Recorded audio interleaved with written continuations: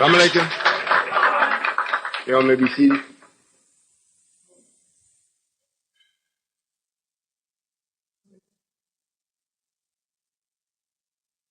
Where the brothers? Do we have any guests?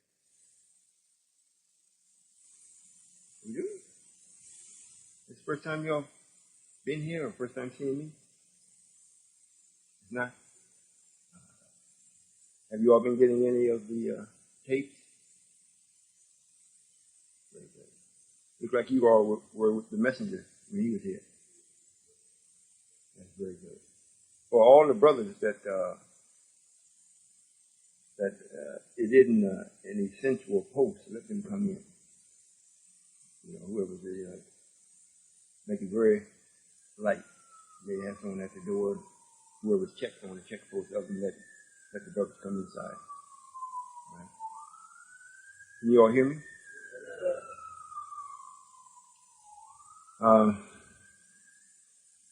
I came up last night and I spoke.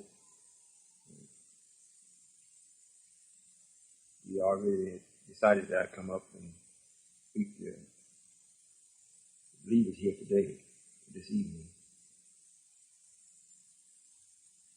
Just about every time I come, I drop quite a bit of knowledge with you all, especially here in Connecticut. Every time around the country they hear that I'm going to Connecticut, they want the tape. It's like I say something different. I don't know what it is, but they want the tape.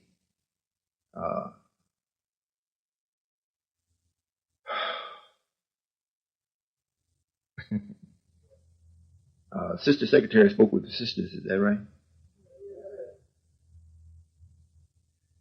I don't know what it is. I won't say I don't know what it is. Speaking from a standpoint of being a participant in this righteous kingdom or this building, you know, we got to constantly keep in mind that this is war. This is really war. You know, while I was waiting to come out here this evening, I was looking at some things on the television, and everything that I see, and even some things that I was looking at the window at, was negative. And it's made so fair seeming and so natural that most of us are caught up in it and we think that this is natural. You know, if you want to be conscious, you go home and turn your TV on, and every channel you turn to is conflict. Conflict. And then you go to the extreme of that, they're talking about Jesus. And they're doing it in such a spooky way, and how what Jesus can do for you and how he can save you. Things that can't be proven. And here we are. Hardly can be recognized. And in motion to put an end to all of that. You can't do it if you don't keep in mind that we at war. And you're not at war with me, and you're not at war with the black man, and you're not at war with the white man. That's not what the war is. You know, in our lessons, we are taught that we are to kill 4 or take the heads of 4 devils. Is that right? Literally thinking or speaking, we would think that would be 4 Gentiles or 4 Caucasians. But that's not what it means. If we're going to be at war, and we got to murder, I think it says murder, take the heads of 4 devils, we murder them. And they're not people. Once you start to forget that, and you're looking at these TV things, and you're going to work every day, and your average things that take place with you, you forget about you at war. I don't know if you all be thinking, well, Allah's going to take care of it. I am going to take care of what I promised. I'm really going to do that. However, there is a place for each one of you all. There's a spot for you. You're a fraction of this. When Allah came in the person of Master Prophet Muhammad and raised up the messenger, he said we had 17 million keys. With the 2 million Indians made 19. Is that right? So it means you got a spot.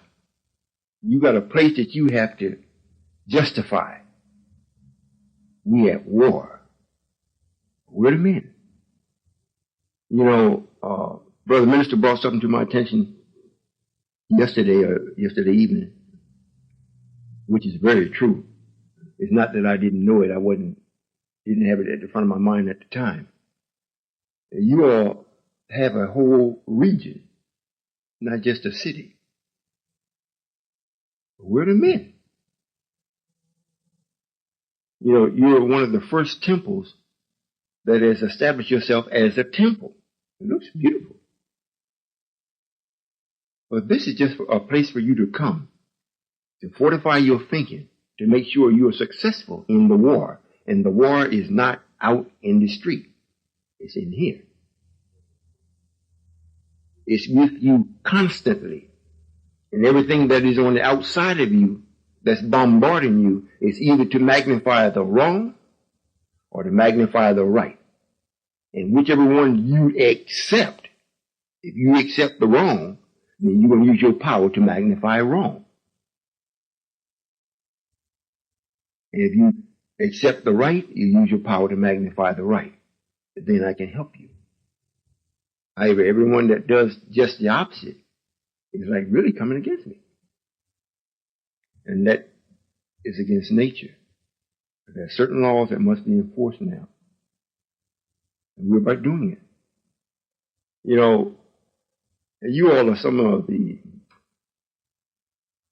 I say, most equipped intelligently concerning what's going on than most of the people in the nation that we have in the nation.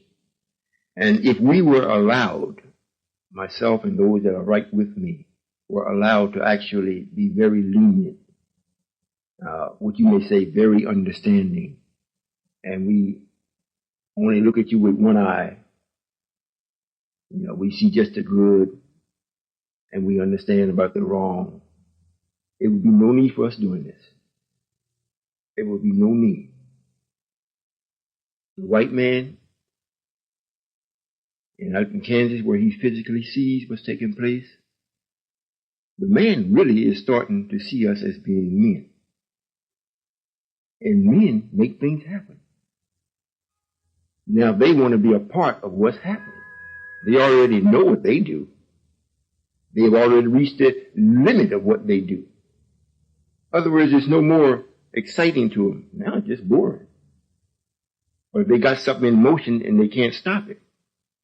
You know, it's like you tell a lie, and you think it's saving your life. And they catch you there, you got to tell another lie to hide that lie. And it just keeps going on and on and on. Well, that's the predicament that they're in. You know, however, now they see men. We're taking charge. And you know, we have the right to be right. I hope y'all are listening. Yes, sir. You know, you have the right to be wrong also, but however, the price for it is already written, is already prophesied. The wages of sin is death. The wages of sin is death. And especially when you know it. Matter of fact, whether you don't even know it or not, you're still going to die from the things that you do wrong. You might say, well, if we do right all the time, you're still going to die. That's a different death. It's not what you call a death. It's a passing. You do it when you get ready. You're not at the victim or mercy of your own wrong actions.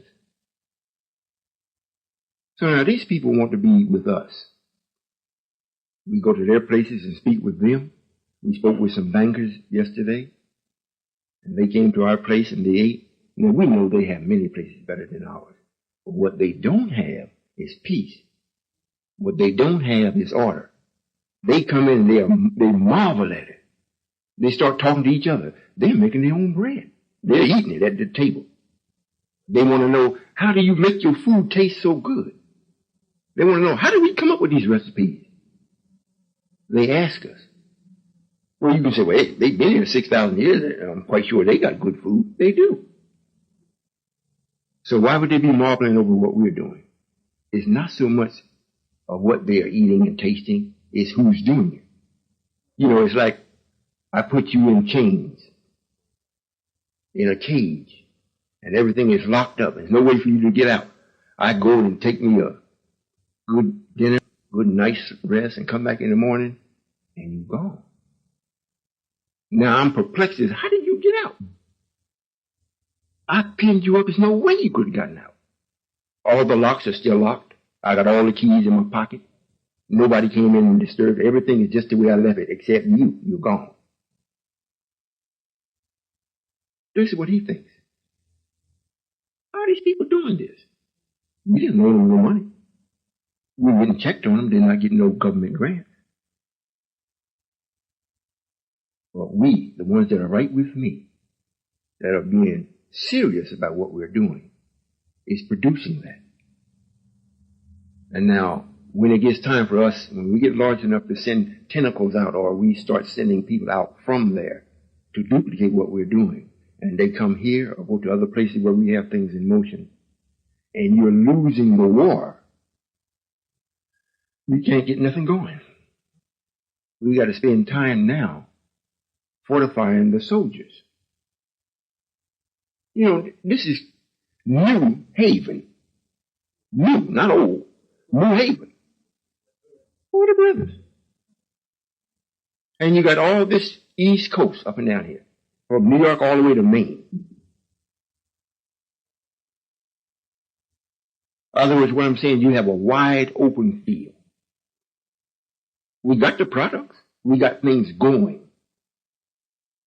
And because we make sure that we express the genetics of this idea, some come in and think, well, we'll come in and see what it's like and see what we can get from it.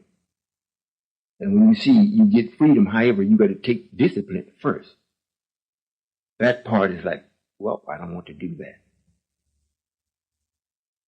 You do everything but that. And when you escape discipline or you let it go, you can't get nothing done. You haven't graduated to actually really do war with Satan. And you really are not really capable of doing a battle with the devil. Because what you're doing is against what he's doing. So if this is serious. This is really, really serious. You know, I think I've said this before here. If you have something in motion on a schedule, if the train comes here and is going from here to New York, and it says it leaves at 8 o'clock, you've got to be on it if you expect to get to New York by a certain time. You know it. They tell you this weeks in advance, and you get pamphlets. This is on the radio, it's on the TV, and this is a special train that's going. I think they made a song about get on board, train they was talking about. You know the time. Then the train shows up. But you and your thinking think that you can justify coming 3 minutes late. It'll still be there. And when you get there, the train is taking off. You can't get on. That's it. What you going to do then, if it means your life or death? There's no different with this. I don't know how many visitors we have. I'm speaking to the temple that is here now that already understand a lot of things that we're doing, at least the core of what we're doing. They understand it. However, the participation to make this mushroom, to make the sperm grow in and divide and add to itself until it comes out to be a living, breathing entity, it's not happening here as it should. I don't ask you all to go out and sell no papers. Matter of fact, things that I've said that you hear on the tapes, I could put it in book volume, and people would be glad to buy it. But I'm not doing that yet. We are asking you to go to your people, make yourself right. If you do right in your own home, if you sit and eat together, if you prepare a meal and sit and discuss things that is happening in your thoughts, in your life that's around you at the table, if you just do that, you'll see how much strength comes in to you being able to step out and make sure that you're equipped to do battle and war. However, as long as you remain each person singular, you're a fraction, you have very little power. You can't get nothing done. And you're constantly plagued with the necessity of getting something done. It's always in your mind to do it, but you'll never get around to doing it. And when you ask you, well, why didn't you do it? Well, because. Or my car broke down. Or my job sent me to another place. Or I had to work 2 hours over. Or my tooth was hurting. It's always something that causes you to lose the battle, let alone the war. However, the time hasn't stopped.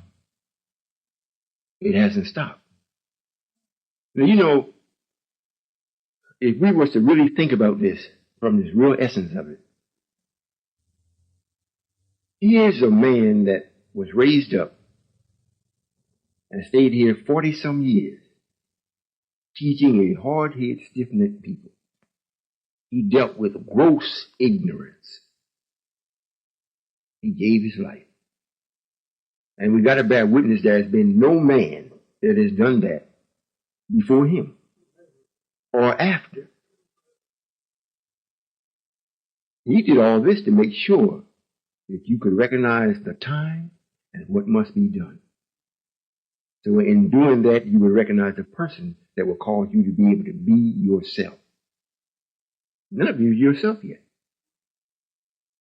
And you're not going to be yourself unless you go through the necessary pain to be born. Through here. You got to get up in the morning and do what's got to be done. When you go to bed, you got to go to bed thinking about what you got to do, what you've done, and what you've got to do. I hope you understand. I really hope you understand. I don't come here often, but I'm always thinking about this. I've sent people here to live here, to make sure that you get the rhythm of what must be done and how to do it. It looks like either you are comfortable or you think that I'm doing such a wonderful duty as keeping the devil off you and I'm winning the war with Satan that you're just waiting for me to finish. I'm going to finish what I promised. I promised the original Allah to end death. I'm going to do that. Now, I also promised everybody that wanted to be saved, I would save them. I would make it possible for them to be saved. However, if you don't want it, I can't make you.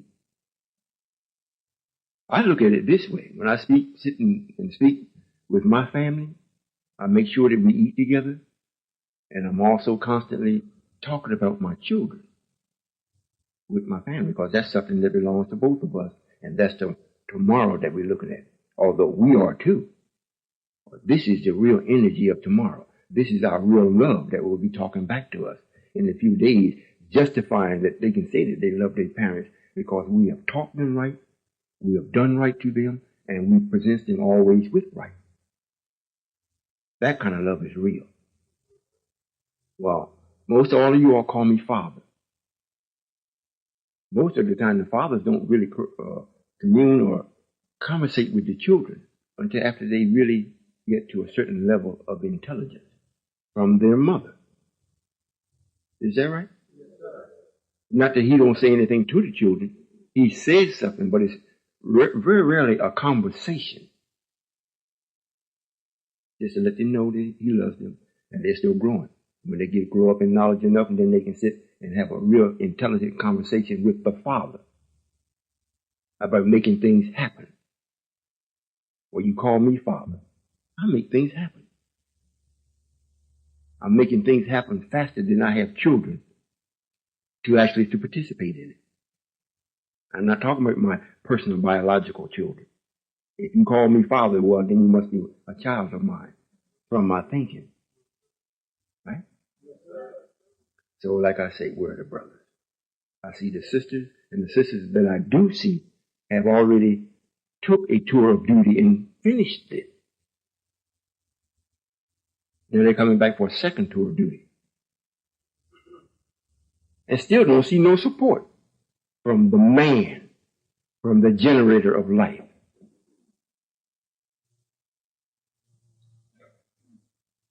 The destruction is not going to stop. We do not know you personally in a way, well, we're going to stop this because brother or sister so-and-so lives there. What we do is we set up a place, say, well, this is heaven. If we're going to destroy a place, what we'll do is take the people out of the place where they are that we're going to destroy and send them to heaven, like we're doing with the people in California. Almost everyone that's with us in California, I have now moved them out into heaven. And the truck is leaving on the 10th of this month, going to get another family. 2 families, matter of fact, bring them out. Because it's getting ready to go.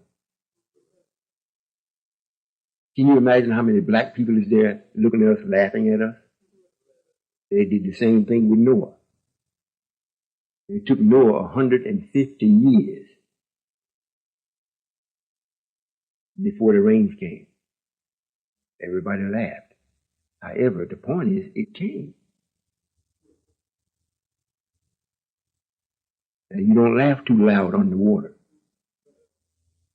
Well, this here, the East Coast, you all have some brilliant minds here.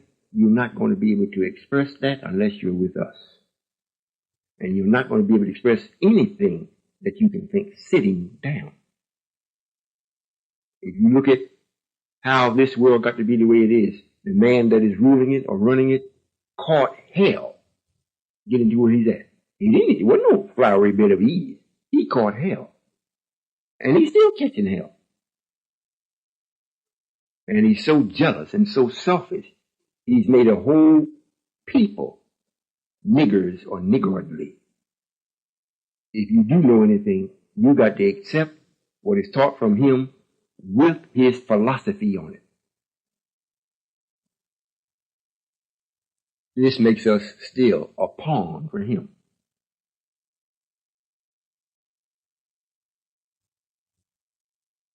Is it something that you all see that I'm doing or that someone is doing that's directly under me? That's not right.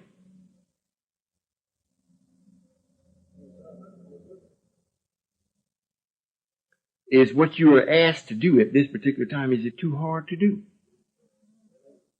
As anyone that is here, were you forced to be a part of this? All of you all that wrote your letters and signed your letter of declaration, were you coerced or forced to do that? Are you expecting me to keep my promise as to what you're supposed to receive in the way of life, peace and happiness and contentment? Well, then should I expect you to keep your promise? Maybe I should expound on it. Maybe you don't know what your promise is. Do you know what you promised me? Maybe I should go over it so we have an understanding as to what you wrote or what you promised. Those of you that came with the messenger and you wrote your letter and you received your ex, meaning that you divorced your slave owner. Now you've taken on the posture of not knowing who you really are, just that you are a child of the Most High. And he hasn't given you a name yet. However, you promised then that you would give all that you have and all that is within your power to see the day when Allah would come, or when Allah would remove this hindrance from us, so that we would be placed in heaven. That's what you promised. To give all that you have and all that's within your power. And that don't mean money. Money's a part of it. Almost the least part of it. If you're going to give yourself, you give it from here and here. If you have a love for the truth and you find that there is a system set up where you can actually practice in it, and a system in this practice will make you astute or make you very fine-tuned in receiving rewards from truth, That's when you give all that you have. You give your submission to that. Well, what is Connecticut waiting for? I know it's been, 2 years? At least 2 years.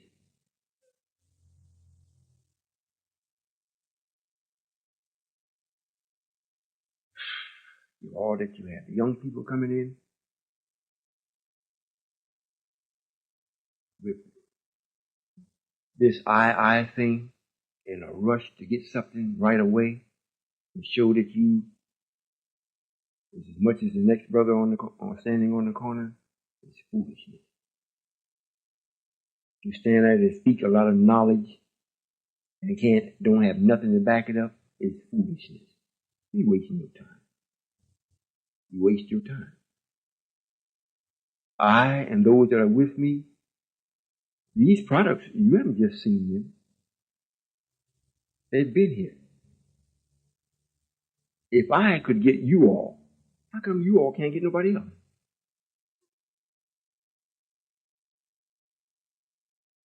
If I have a family, I don't expect my daughters and my sons just to remain daughters and sons. There's no offspring from them. I started wondering, well, I must be cursed. My children can't have no children. What do you think about it? This whole East Coast region, if you took 2 brothers, 3 brothers, or 4 brothers and just said, look, we in this. We want the temple to know. Like you may be brought up for something that you have done. You're brought before the body and say, these brothers has committed so and so and so crime against us, against right. And they have received 30, 60, 90, or 2 years, class F. We want everybody to know that. If that can be done, why not 3 or 4 brothers, 5 or 6 brothers, be stood up and say, listen, we have taken the full responsibility of our promise. We're going to work full time in this. We're going to get things going. We're going to talk to people. We're going to get storefronts. We're going to get things moving. I know goodness well it's more than 4 people in New Haven, Bridgeport, Hartford, Boston. It's more than 4 people that want this. But they won't know it unless we go out with the products. I'm not asking you to go out with any final calls. I'm not asking you to go out with any incense. These are all trinkets. You go out with the plantain chips. You go out with just our literature, our products, our clean, all the things that we have. Take it to our people. Get a centralized point, if you will. Once you start it, and then direct them to, well, we have so-and-so opening up here. You will never witness that if you don't try it. If I had never witnessed being myself, I wouldn't be here speaking to you today. I wouldn't be on the tape. You wouldn't hear nothing from me. Nothing. When the messenger passed, I was also hurt like everyone else. However, I knew life moved on. Now, either I was going to live it the way that I should, or I was going to dig a hole and cover myself up face down to make sure I don't get out. So I decided to live. And because the ones that was there in the temple that was acting crazy, I said, well, I don't have no part of that. I don't have the power now to stop it. However, any time that they speak to me or I speak to them, I'm going to be me all the time, which is right. And if they don't like it, that's their problem. And I'm not worrying about dying or being killed, because if I do, that's what Allah wanted to happen. I'm standing up for truth, and that's what I'm going to be. And that's what I did. So it's nothing that either one of y'all have gone through I haven't. Everybody that knew me at the time, they always said, he's a good brother, but something happened to him. He's lost his mind. But they can never prove it. I didn't look like I was crazy. I had a mission, so to say, in my own thinking. I had a destiny in my own thinking. I had a definition that I had to make clear to my own self. And I went about doing that, regardless of who said, what they saw, or what they didn't say, or what they didn't see. I went to the minister and told him, we're going to meet again. You're not the one. However, you're the one for now. When your time is up, you're going to see me. He thought I was crazy also when I first went in. However, by the time I left, he knew what I was saying was right. That was back in 1979, 79, just before he was to get started in 1980, publicly. Most of you have heard some of the hardships that I went through. Most of you heard, especially here in Connecticut. There wasn't no flowery bed of Eve. And I didn't do anything to deserve anything wrong. It's just that this was needed for me to actually be acquainted with what I really am. Whatever obstacle came up against what was in my mind and what I had to do, if it come up against it, I figured out a way to either go through it or around it. It ain't no difference. At the time, I couldn't talk to nobody like you all can talk to me. There was nobody I could call up on the phone and say, listen, Mr. Scientist or Mr. Osman Sharif, look, so and so and so and so, and I'm checking help. See if they would do anything to bring about any relief. Wasn't no phone I could pick up and call. Wasn't no place that I knew they were where I could go to talk to them. Wasn't nothing established. I couldn't go to the temple. They had already told me that's against us. And it's already prophesied. If you read Ezekiel, if you read Isaiah, different parts in the spiritual literature, well, you couldn't go in. There's going to be a time you couldn't go in the temple. You couldn't go in it. It said stay from it. And even what we did is what I brought the messenger, the entity of Elijah back. I brought him back. That's in the scripture also. That when Elijah returned, he came to the gate of the temple. But he never went in. Because of the filth that was in the temple. We went right to the Regal Theater, 79th and Stony Island. If that ain't the gate of the temple, I don't see it. You can't get no closer. He didn't come himself and say, well, look, I want to go. I'm saying the things that I am doing as opposed to what you all are not. Because I am who I am, it doesn't mean that now I can relax, I can lay back. No, I can't do that. We got a man that we gave power to, sitting in the seat. Since it was promised to the messenger, I wouldn't kill him. He's still there. I didn't say I wasn't going to make him miserable. However, I got to go up against my own power. If we had not made him the spokesperson for the messenger, nobody would have never knew him.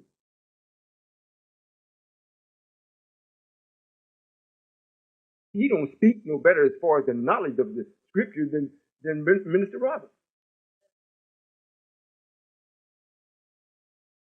And don't nobody know Minister Robert in a number of people. A few know him. So Lewis would have been the same way.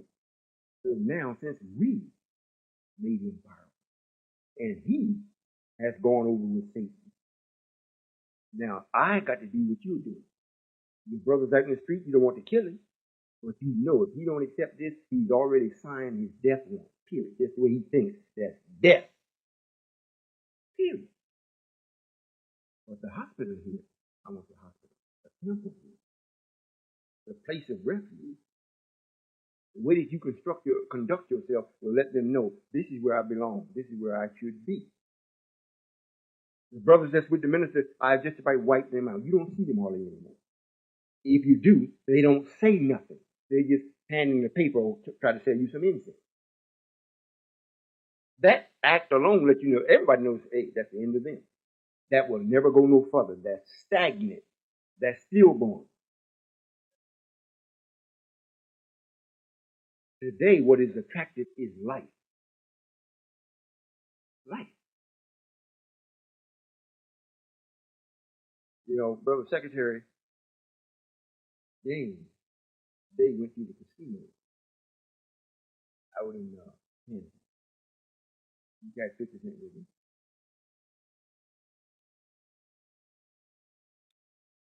And when he first went in, they had asked me, could they do that? Because they thought about it for some time. And offered them the same opportunity you offered everybody else. we're doing thus and so in our community. You have an opportunity to help. When they got there, they were looked upon like very aggravating, like they were aggravating the people.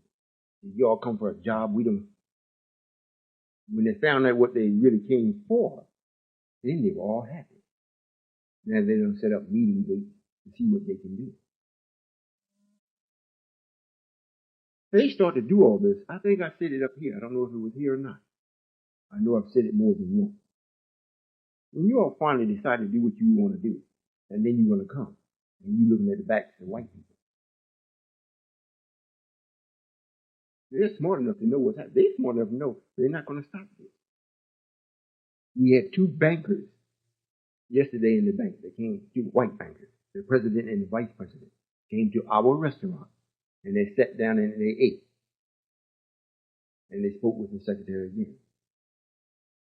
And they thought they knew what we were doing until he got into it and started really explaining what we were really doing. And they still haven't figured out how we're doing it. And one of the main things that he expressed to them, he said, we look like nothing now. It's true, right? I can understand you looking at this, seeing it being very small, but they said, we see it being small, but it's powerful. This is powerful. This is what they told him. So they asked, well, how did you do this?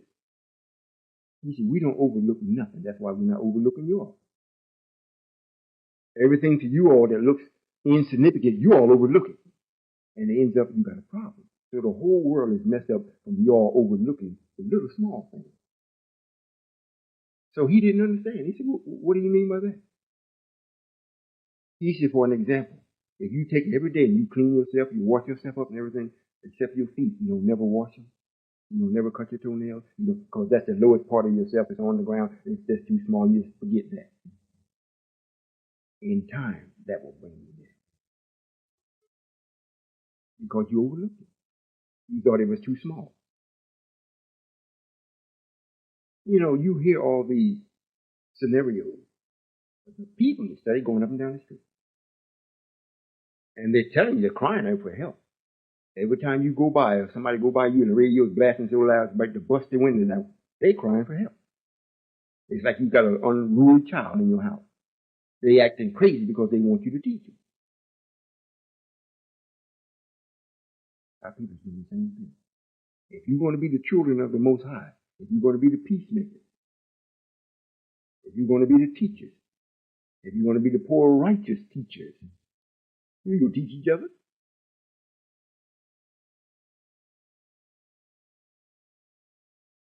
This should be 2 years, for us to have a system set up. And because of the strictness that we have to employ to make sure it survives, it offends the wrong in you. And so you come up with reasons within your own thinking not to participate, or to participate very little, because someone offended you. Who was it? What you were told, was it right? If it was told to you wrong, in a wrong way, and if it was not me telling you, did that give you the right to break your promise with me? Did you write your letter to the person that offended you, or did you write it to me? Did you write it to Allah, or did you write it to the person that's offending you? So why is it when the person comes and says something to you, and it's right, and they didn't say it the way you like for it to be said, that you cancel it, you cancel your agreement? You allow them to do just what white folks did. Every treaty they drew up, they broke it. And you do the same thing. I have not, as of yet, seen no family other than my own that has the power that this family of 10 up here has. I keep saying that over and over and over. However, I'll never witness your power because you've given it to Satan. You're not constantly in your mind say, well, yes, I'm giving it to Satan. You're not doing it that way. However, you don't overlook the small things so much and so long He's your constant buddy. And you don't even know it.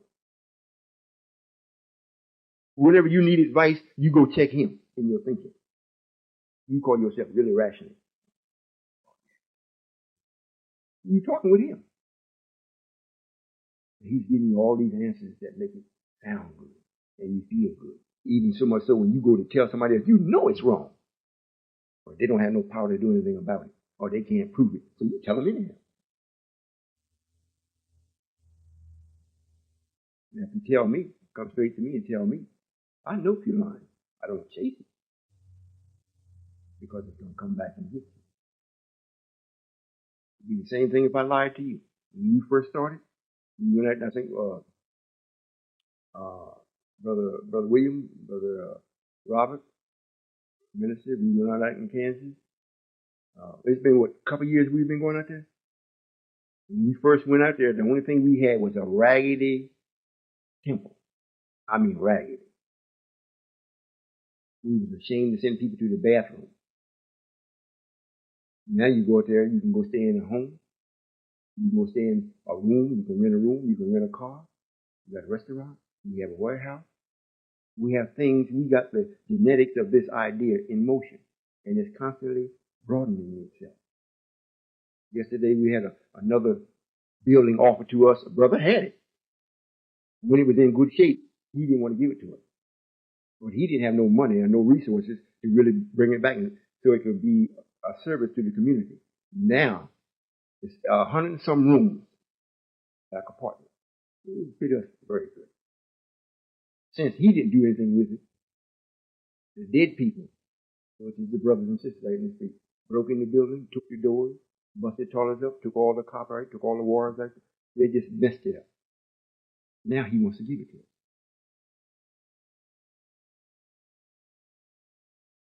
If he does, who's going to work it? Who's going to fix it up? Can we expect any real support from this whole region on the East Coast?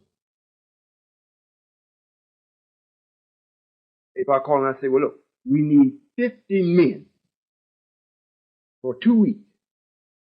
If you got a job, take a vacation. If you don't have a job, if you have a job and you can't get off, tell them you're leaving anyhow. I got one for you. But if I call for 10, I'll probably get 2. And then I'll get the 2 with conditions. I can go, Father, only if.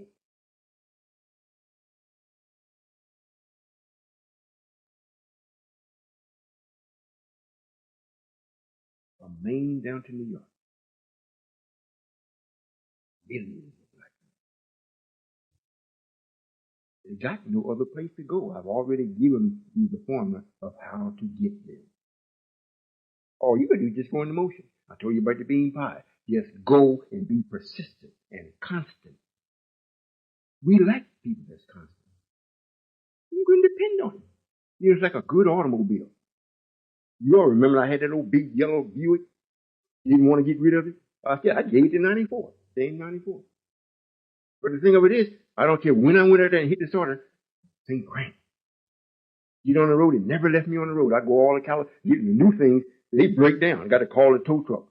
AAA, they come pick up the new cars, new vans, carrying it to the shop. That old regular car was still coast to coast. Dependable. So much so I said, well, I don't want to get rid of it. However, they kept telling me, Father, you can't keep doing it. The image ain't right. But I wasn't looking at the image. I was looking at it's dependable. If I go out there, if it's sub-zero, go out there, hit it, and fire. Go hit some of the other ones, nothing happens. Dependable. So if you go out, we need food, clothing, and shelter. Whether you get it from God or the devil, you got to get it. Is that right? So why not be God and get it from yourself? The earth will yield to you better than what it yields to the enemy, because the enemy made sure it will yield, but it's got to have him in it. So it's always coming up as a grafted thing. It never, the taste is gone. It tastes half as good as it should be. He make it real big. You get these big tomatoes, big grapefruit, no taste.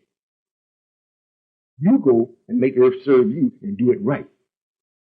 We got our wheat brothers down in, some of the people down in Baltimore, one night told us if we don't, the fundraisers that they had there, If we don't have our bread, they don't want the sandwiches. Because the flour is sweet. Because we grow it. We combine it. And then we turn it into flour. You see what I'm saying? The earth will do for us the same as it has done for the enemy. It did it against its will. The earth has a will also. But it could not disobey the supreme being. It says, serve this man for 6 days. Don't come with no heavy storms on him constantly until his time is up. Be so consistent in what you do, earth, that they can tell what's going to happen because of your consistency. And we'll do it in 30-year periods. And that's what they will call the norm. And you continue to do that so they can tell what's going to happen within that 30 years because it happens the same thing over and over and over. That's how they got most of their weather patterns and the Farmer's Almanac and all that, because the earth didn't disobey the God. Are you all listening? Yes, sir. Now, the man that loves it, not try to step through it, steps on it with respect, is coming back. How much more would the earth serve us? You see what I'm saying? Yes, sir. However, to win the battle, you got to win it here first. If you haven't won it here, there's no need for you to even leave your home to do anything.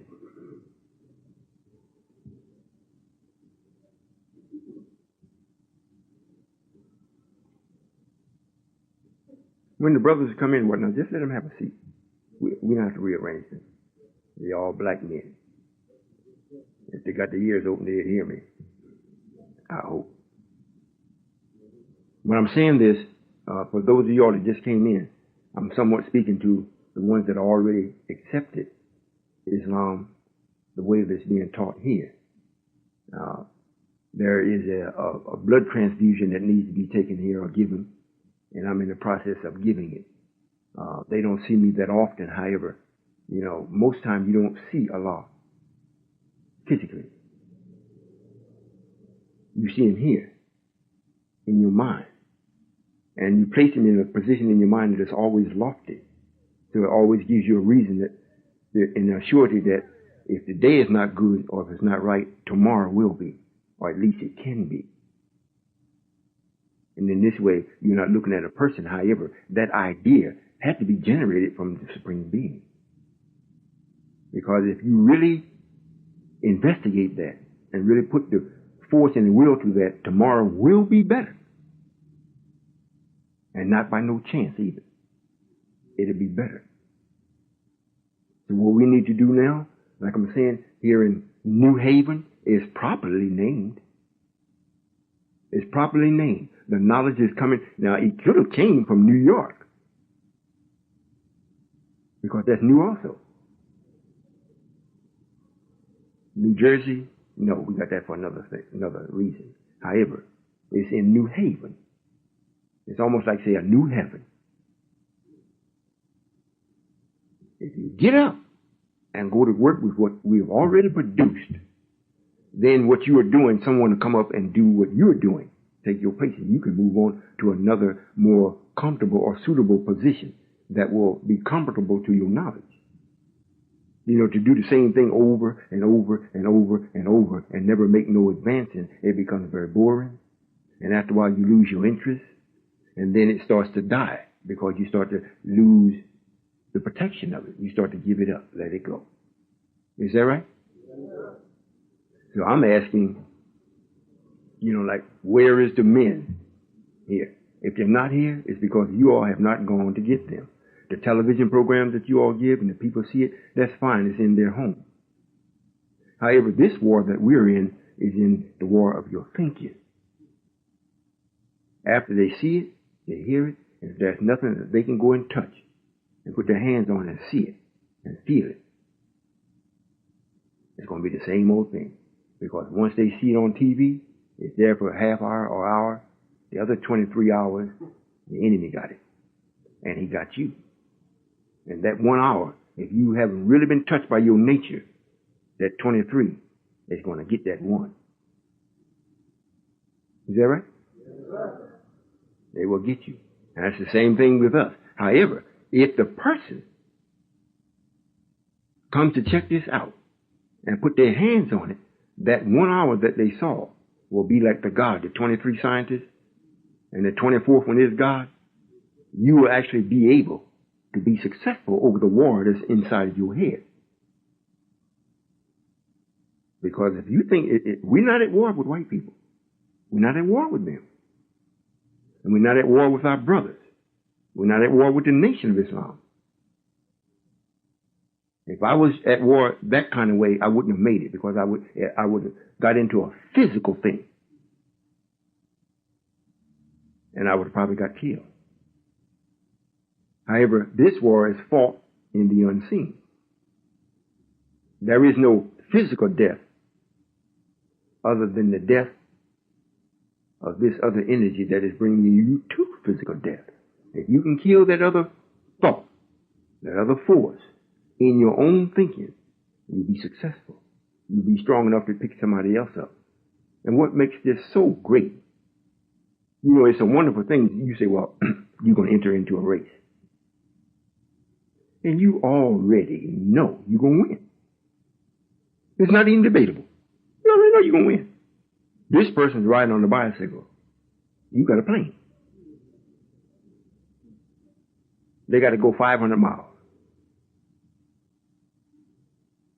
Who's going to win?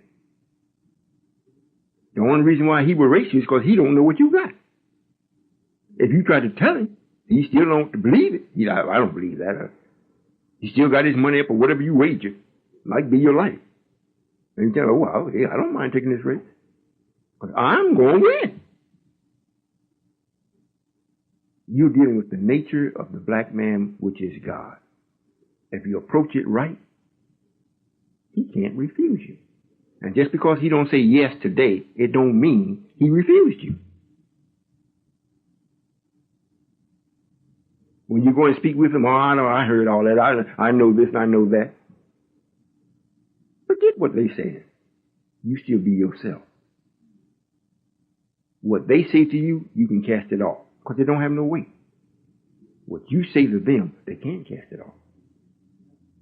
They'll wrestle with it in their sleep. They can't get rid of it. They might even get mad for you even telling them, because before you told them, they wasn't wrestling. However, it's not going to happen unless you go out to do this. And they don't mean go out to try to badger anyone. Just your very presence and what you are offering. You know, the plantain chips, like I said before, it's a very addictive food source. If you start eating them, it'll get to the point you just got to have it. And it's good for you because it's good for your digestive. There's nothing poison there. We are dealing, they come out of Africa, Cameroon, Africa. We're already dealing with them. We got a whole shipment come over. We paid for it on the ship. We got a tractor trailer. We went to the port. We picked it up and put it on our trailers and whatnot. And we brought it back to our central point. And then we put it on the little truck. We distributed it around the nation and whatnot. We're doing it. However, to get the same type bag with our name on it, with our print, how we want to do it, I already drew it up. Brother John Keys, I think, sent a drawing down. It was pretty good. I had something in my mind. I said, I want it to look just like this. And I showed it to the secretary, and I think Brother Derek, Brother Minister Derek, he drew it up on the computer. I said, that's it. That's exactly what I want to show. We sent it over to their printer because we try to get somebody, that bag that you all see today. Nobody in this country makes that bag. In this country. That's a special kind of bag. They make that in Italy. So we call them up over there to see what it would cost for them to print the bag, you know, make the dye and do everything. You know what I'm talking about, making the dye, right? They told us it would cost us $13,000. We'd have so many bags, and then from then on, they could keep printing them. I thought to myself, well, we don't have 13,000. However, just to have our logo on the bag and our people eating what belongs to us. It's come out of a black country. Black people picked it. Black people processed it. Black people shipped it. Black people picked it up. Black people delivered it, and black people is eating it. You see? Now, if it's coming in this country, why not have the United Nations of Islam? And the way we had it, we had the country of Africa on the bag, and then the little country, in other words, we had the mother country of Africa outlined on the bag, and then the little country inside Cameroon, we had it like coming out from that, with plantain chips and ingredients and so forth. It's real pretty. This, if we had went out in the street, if we go out in the street, and we already offer what we got, the 13,000 will come. We could send it to the people. We can get it going. Then we can get the press here ourselves, because you ain't going to tell me it ain't no black man here in North America, especially on the East Coast, that cannot design a machine to print out what we want in the bags that we want. You ain't going to tell me we ain't got nobody can do that. And one of the things they need, they think in their mind, they think they need white folks. They think they need a system that's already set up, that they just go in and perpetuate that system with their knowledge. That's not what you need. You need your own place, your own factory, your own designing. You need a nation to back you up to produce this. And I know Brother John Key's got a lot of things that he has in his mind he wants to get done. However, until either we can get the money to get it set up and get him in a place or whatnot, it's going to stay in his head. You see what I'm saying? Yes, sir. Only because there's not enough. This is what the scientists did with me, like it reads right in the Quran. These 24 elders that came and acquainted me with them, and them with me, and then me with myself. They said, we're giving you this. All of North America is yours. They didn't say that don't include Canada or Mexico. They said all of North America is yours. This is your playpen. This is your playpen. Matter of fact, they even came back one day and asked me, said, how come you don't never want to play on the west side of your playpen? I said, well, I never really, what you say, thought about it. Every time I did go out there, I never felt just right. So they never said anything else about that. However, here's someone that coming and giving you 3,000 by 2,000. What you going to do with it? So I started traveling around, learning what does it have that's good for me and the black man. I put me first then. And as I traveled, I started seeing every state's got a different vibration. It really do. It has a different vibration. I started testing things. And I said, oh, yeah, I see why they named it this. I see why they named it that. I see why they wanted me to go around and check this and why they call it a playpen and everything else. Because God really don't play, so it can't really be a playpen. Now, once I find this out, then I say, oh, I got some friends in this 2,000 by 3,000. I got some friends. It ain't just me. Let me wake up these friends and let's do some playing. Matter of fact, let me go to New Haven and get them up. So I come to New Haven and we get things going. Then you say, well, Brother Solomon, what you going to play with? Let's play with trucking. Let's play farming. Let's play building. Let's play school. Let's play knowledge. Let's play temple. Let's play God. It's got to be play until you find out how to really do it. Then it's no longer play. Because now when you find out how to really do it, this means you got power. So you can't play then because you hurt yourself or hurt somebody. As long as you don't know, it can be styled as play. So I come here, I say, listen, I like you all here. You know, the scientists gave you all to me as my playmates. I'm so thankful they love me. What I'm going to do, since they gave me, I'm going to give you. You got the whole East Coast region. Go deal with it. I come back. When I start off, there's 10 brothers. I come back, there's 5. What happened? I call back, there's 2. My God, they must don't like. Well, I better go up and see if they still want to play. Because at the same time, we got somebody else doing the same thing, but they're not playing. They know that I've been given this 2,000 by 3,000, and it's the headquarters of hell. It's the headquarters of hell. So as soon as something righteous comes in, they know it. You know, it's like you set up a barrier, or you set up, you know, these motion detectors. So as soon as something comes in, an alarm goes off, let you know, whoop, something has invaded. Well, this man is the devil. Don't you think he knows when something comes in that's not the devil? He said, oops, something has invaded.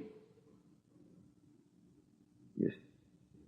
But he don't have the power to run it out or to stop it.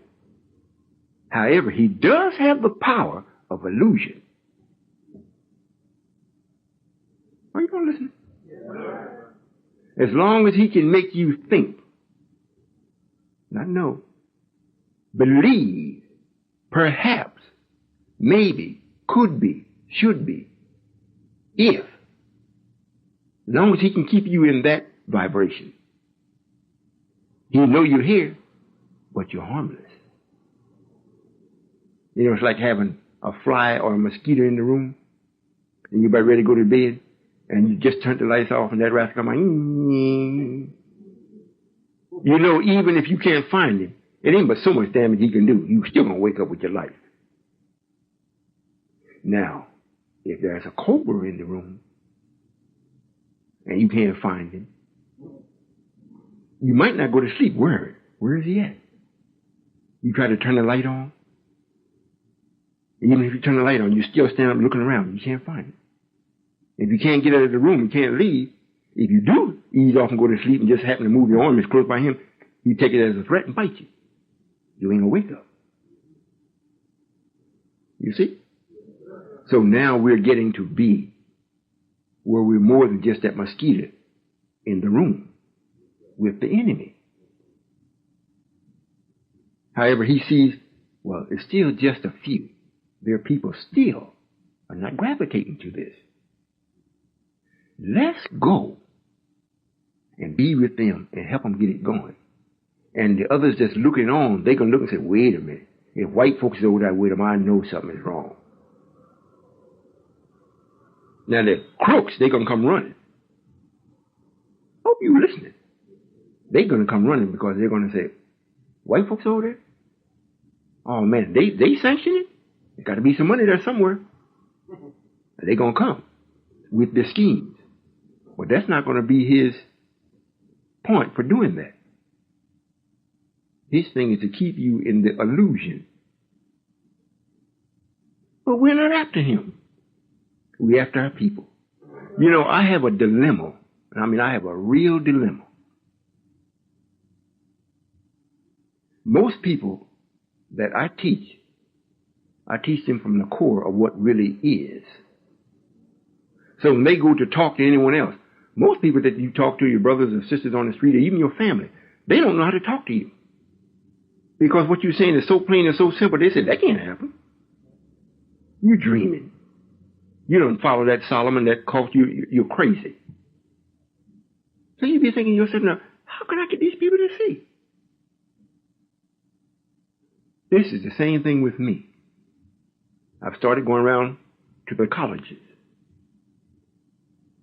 I was literally surprised to know how little they know about things that should be known. I was surprised. Now I'm saying to myself, now,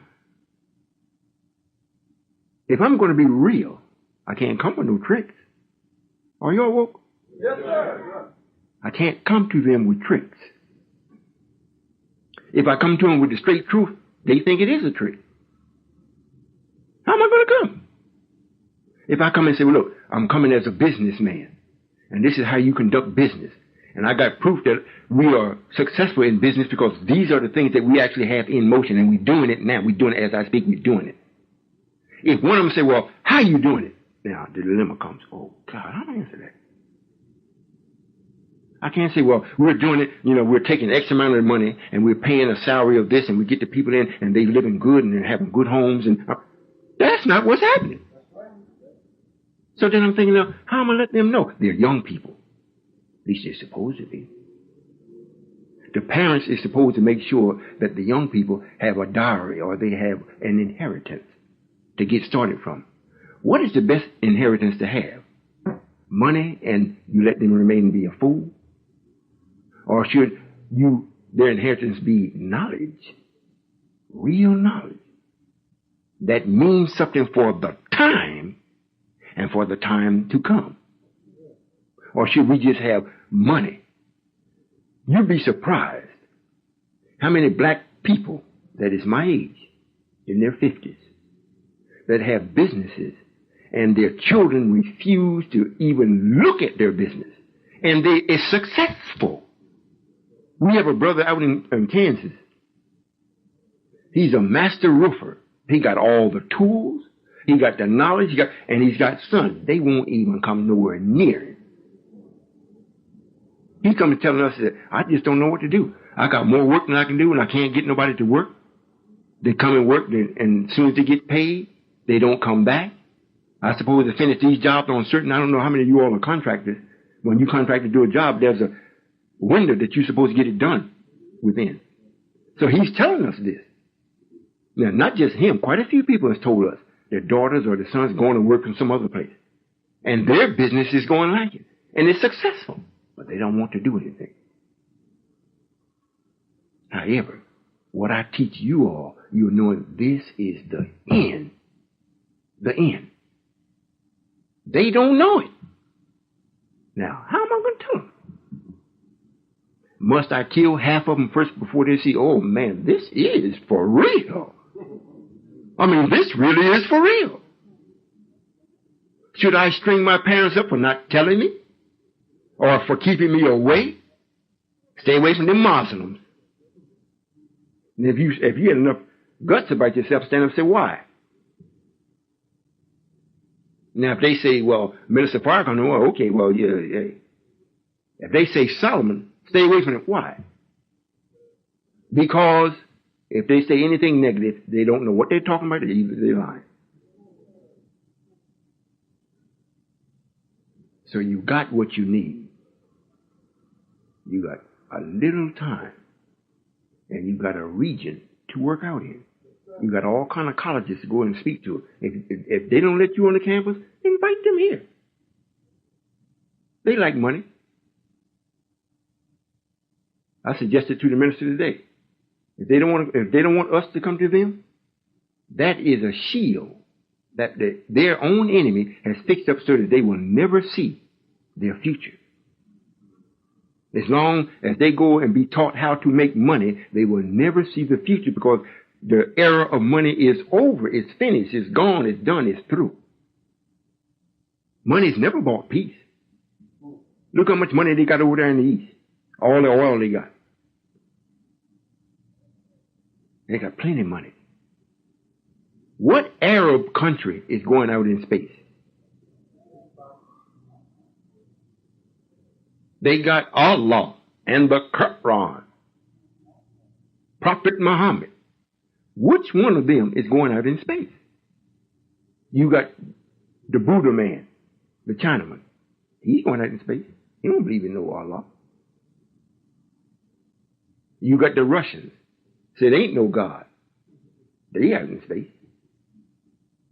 You think about it. You got this man here. He knows it is a God. He knows he is a God. He can go wherever he want to go, out in space, in your home, everywhere else, and then go there and bomb them. So it ain't about money. It's not about money. However, as long as he keeps you thinking, you got to get that money. Then when I show up and say, listen, I send a representative to your college. Say, look, this is what we're doing. This is what has to be done for this time. It's got to be. You should invite this so you can see. Nope, we don't want nothing to do with that. Okay. I can't make you let me in. However, there's something on the pike. It ain't coming down. It's on the pike. Matter of fact, it's knocking at your door. It's called disaster, misery, pain, disappointment. All them boys are right there knocking at your door. And your enemy that you think love you by giving you a few degrees. And who is he to tell you, well, now you have your bachelor? He didn't want to say, what can he point to that is a definite how he came up with those degrees? He himself, to the best he can get is 33 degrees. The best that he can get. As a matter of fact, it's written that if and when he gets that, we might not kill him as fast as we do the ones that don't have it. So you feel like you're really getting some, are you really? You're getting something in your own thinking to stay away from your own self. So now, if I'm invited to the college, I go, and I found out that there is no base in your thinking for right. The young people, they don't want to hear nothing about right because they haven't seen nothing that right produces.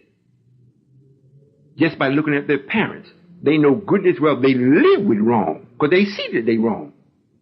And when they try to do right in front of them or try to bring up to in their face what right should be, they got punished for it. If they go to the white man and say, well, that's not right, we're going to do this, you get fired. If you go and be really enthused in your work and make it come out perfect, they give you a gold watch. However, all the rest of your workers that's with you looking at you, rolling their eyes at you. So they make you suffer for it. However, that don't change the fact the time is up. You got all the East Coast, from New York all the way up to Maine. This place should be just for the children. Daycare, while we got the rest of the building talking. Issuing. You should have your own transportation system up here. If you have to deliver your stuff out of houses, you don't have to have no great big storefront and all that, as long as it's known that this, now they did it, they talk about the Underground Railroad, because they were under pressure. They had to do something. This is worse than the Underground Railroad. At that time, you only had the white man on you. This time, you got time on you. You can't escape it. You can't run no place, and the prophecy says it. You can run, but you can't hide. Someone would say, run and try to get underneath a rock. Rock, hide me. And the rock will speak to you. No hiding place here. This means this stony-hearted devil that you think got power. He's never going to change to do right. He's a rock. And you run to him. Put me in your basement. Like that. I don't know if y'all seen, what was that, Rosewood? Y'all saw that? Where they was begging this white man to save him. What's coming now when you run to him? Please save me. No hiding place here. I thought you were my friend. It was only thoughts. This is real. If you were Allah, would you let it be known? Am I in or out of my place by letting you know what is happening? No, sir. And what shall happen? Am I out of my place? No, sir. I was speaking with the minister yesterday evening, just reminding him. Now, I hope all of y'all hear this. That's in New Haven here, the new heaven. Yes, sir. You are a stone throw away from the second most powerful thing in nature, water. If I go and say, if you wake up, you're going to be swimming. You right there, you right in the mouth of it. It's not like you way back over there in Pennsylvania someplace, I was in Stratford, you right here. Right here. Water just come, hardly no effort at all, just come, everything be floating away. And the thing of it is, whether you believe it or not, if you research it, you cannot find me to tell you a lie. This has been given to me. It reads in the Quran, we gave him a little knowledge of everything, and we gave him the command of nature. So if I call on the wind, it answers. It don't hold back like you do. It don't say, well, look, can't blow today. I'm a little tired. I just blew yesterday down there in Florida. Can't I have a rest? They don't do that. I don't know if you all really know what I'm saying or not. Well, there should be a showing. If you don't produce, then the knowledge that you got, you don't understand.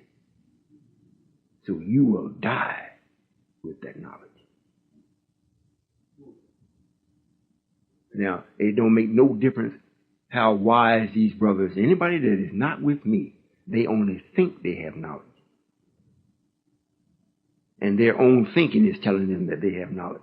If you ask them to bear witness, prove, bring up something that you have made that's worthy of your knowledge, that can bear witness to it, then I accept that you got some knowledge. Bring it up. You know what most of them will do? Carry you to the corner where they stand up and talk to their brother. To try to, them and their brother try to convince you that they got knowledge. And the white man look at it ride by, you'd be laughing going down the street. Because with all that knowledge, you go to his store, you go to his car station, buy a car, you go to his filling station, everything him. And he's looking at you like you're a fool because the earth will serve you just like it served me. You just got to be determined and get up and go do something.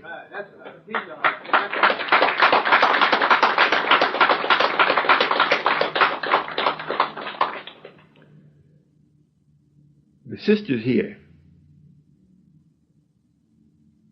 have made a showing as far as trying to back the brothers up in what they do. You know, I've lived with people, and it's a known fact that if you don't own your property, you got to pay taxes or you got to pay rent or you got to pay a mortgage. And I've had the money to pay, and they come up short. I give it to them. I give them what I promised I would give, plus what they didn't have to make sure they come up with it. And you do that 3 or 4 times a month, or 3 or 4 times, every 3 months like that in a row. And you start thinking, wait a minute. Because you come in, you see them, they got a 12-pack, or they got a carton of cigarettes. They got all these things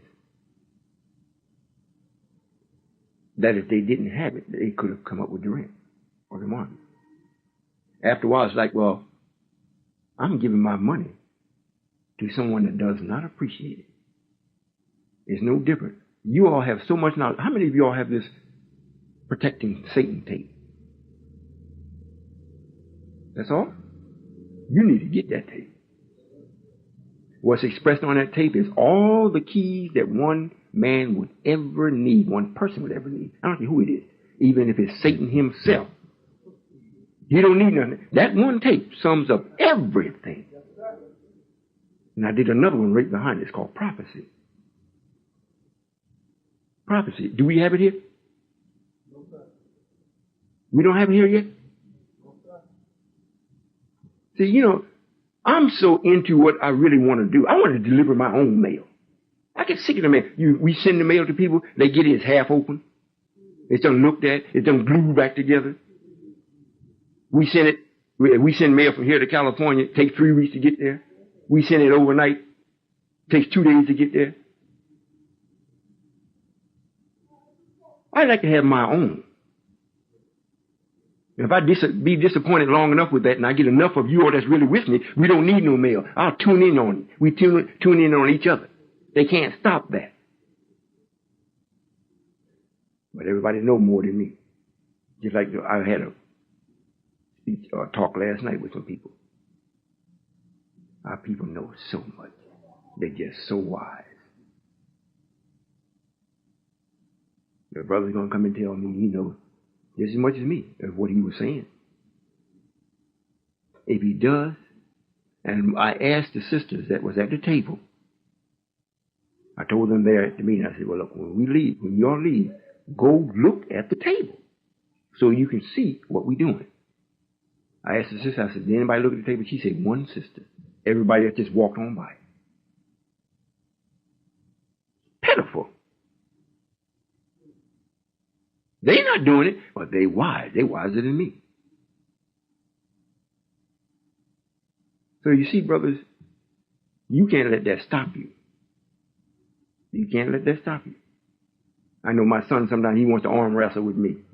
I let him win. And he know I'm letting him win. Because when we get ready to stop, I got to go do something. He don't want to let go. He still want to. I said, no, it's time to go. It's time to go. He still hold on. So I just bam him. You lost. Now Dad got to go. The whole reason, I can't say that enough. And the 10 of you all, the ones that I'm saying with all this power, you know, if you don't use it for me, maybe I should just take it from you.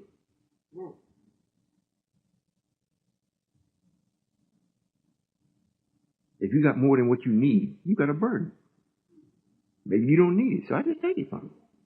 Give it to somebody else. We did that with the man with the talent. He was the one that went and buried it. We told him, look, you go give that to the one that multiplied his 7 times. Go give it to him. As a matter of fact, disappeared. I don't want to see you. The East Coast, man, the East. This is the East that has the same importance as the East in Arabia. This East here, this is where the highly intelligent black man really is.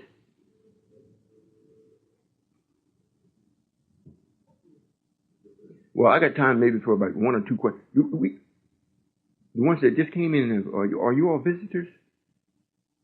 Have you been before? You visited? First time? First time? Well, we usually allow questions to be asked. I was speaking to the ones that's with me when y'all came in tonight. That's what you found me doing.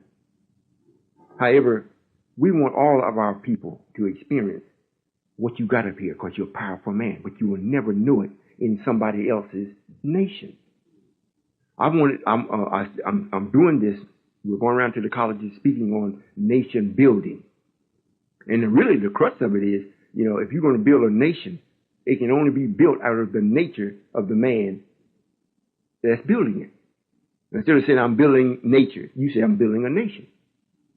What kind of nation are you building? I'm building my nation. Well, what are you?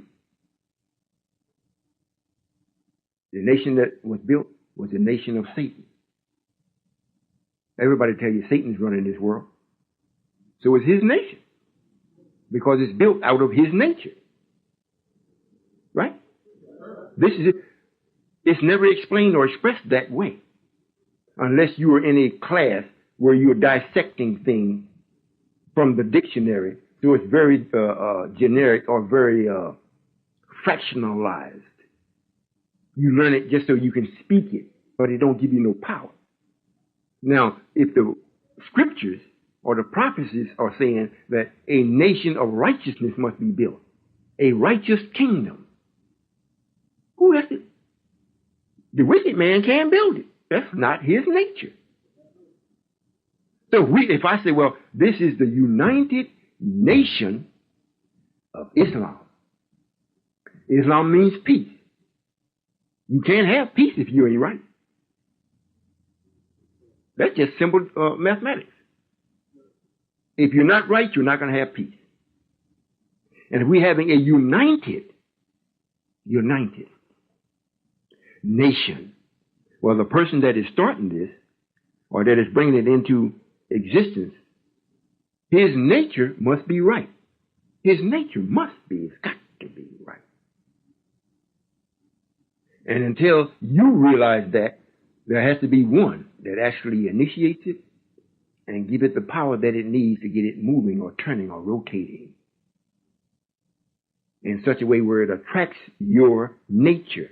And then you come and put your hands on what we're doing to, like it reads in our like what we are taught to pray, for surely Allah, thou art praised and magnified.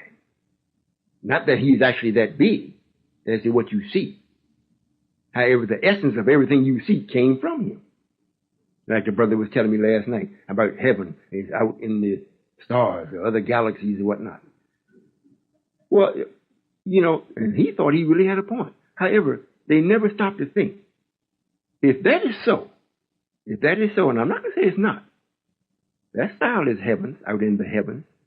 What are the people saying in the other galaxies?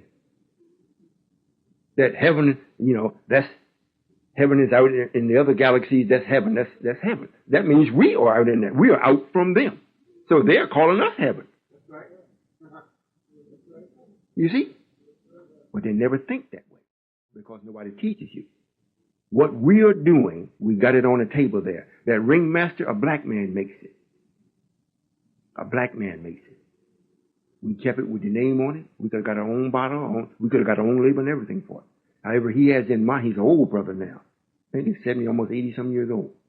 He said during the time when the messenger was here, I think he sold something like 80-some thousand bottles. Just with the nation of Islam, with the messenger. Now I said, well, we respect it, brother. However, what I'm saying is, we got some things that's already started. The first thing we got is the thinking classes. The thinking classes. We didn't ask nobody to do nothing until you start coming in and learn how to think. Your thinking is supposed to trigger your nature. And then we got something for you to put your hands on. You know, we ordered the bags for the mill. We went to the mill. The mill's for sale. $200,000. The black man won't come. We carried our wheat to the mill. The mill is perfect for us. The white woman owns it. Her husband died. She wants to get rid of it. The only thing she wanted us to do is keep a few of the employees, because she had promised them that if she sold it, that, you know how white people do things. But it's for sale. You think we could buy it? Can't buy it.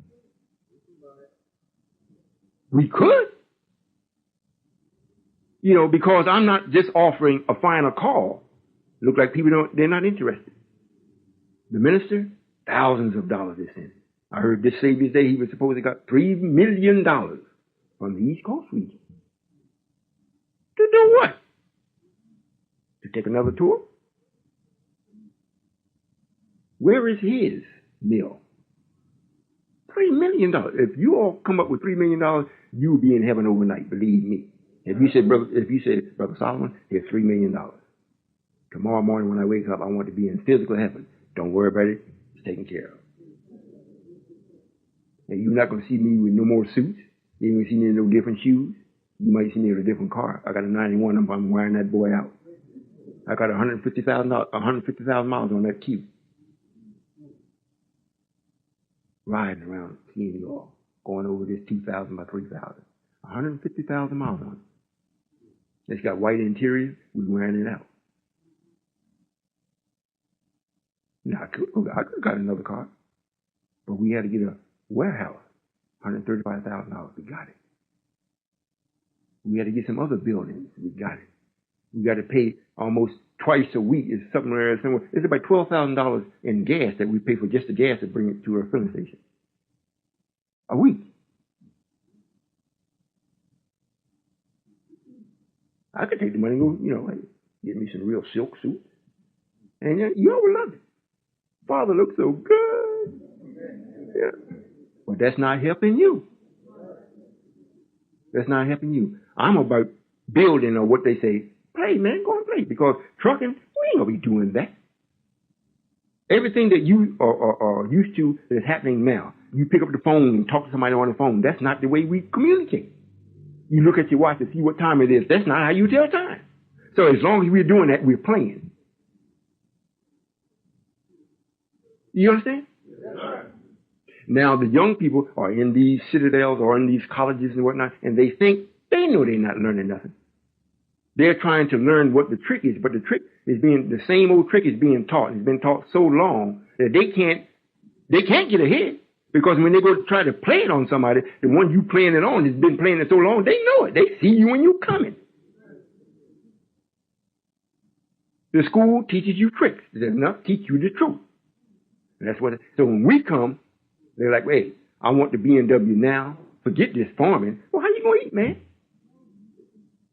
I go to Safeway, or I go to Shoppers. I go to that store. They don't grow the food there in the store.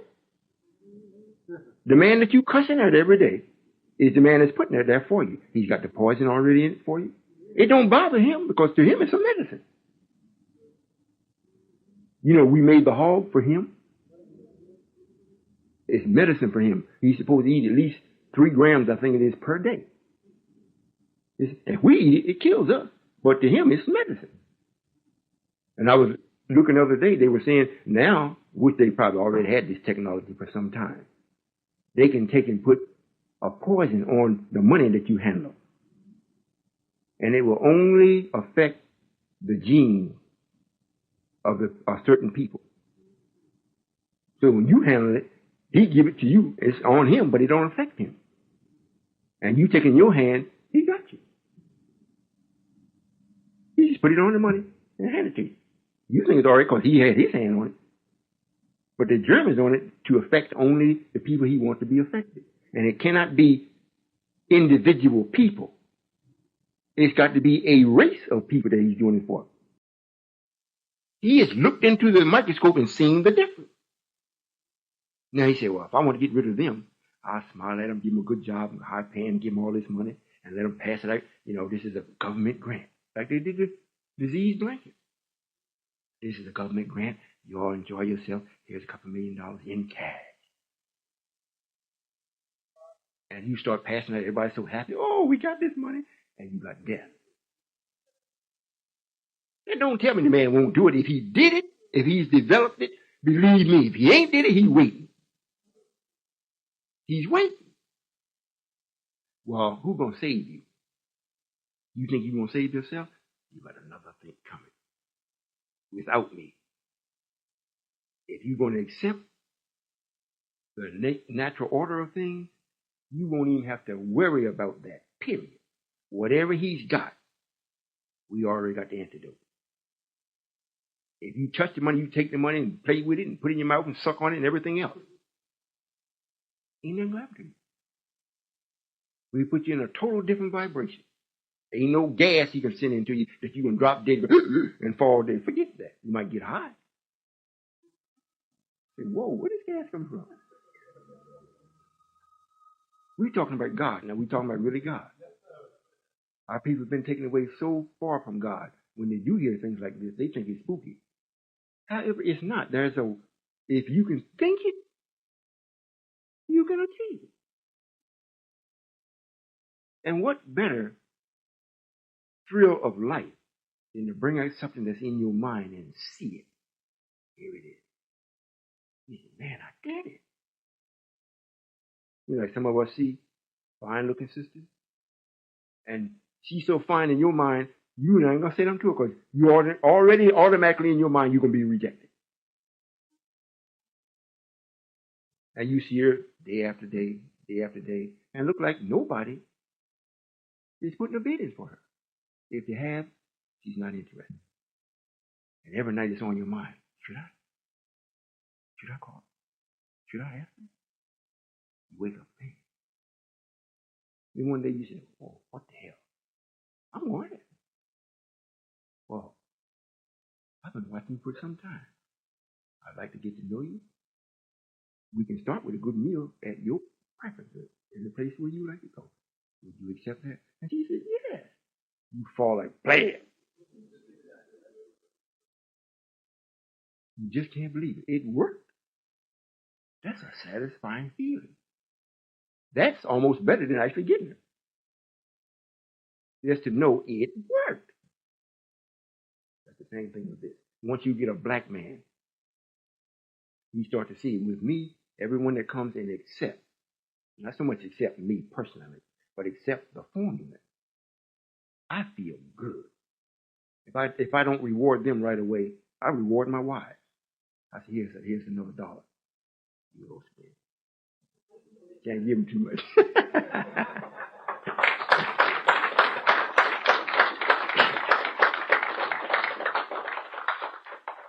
If either one of y'all have any, I would like for it to be the visitors. There are those of you that are already with me. If you have some real pertinent questions that you need to have answered, you may go and ask. I don't know what it would be that you all could ask me because, like I said, you just about know almost as much as I do. Because I wasn't stingy in sharing with you what I know and what I am. I haven't been stingy. You know, and Artania, you all know her that drives the bus. I think next week she's completed her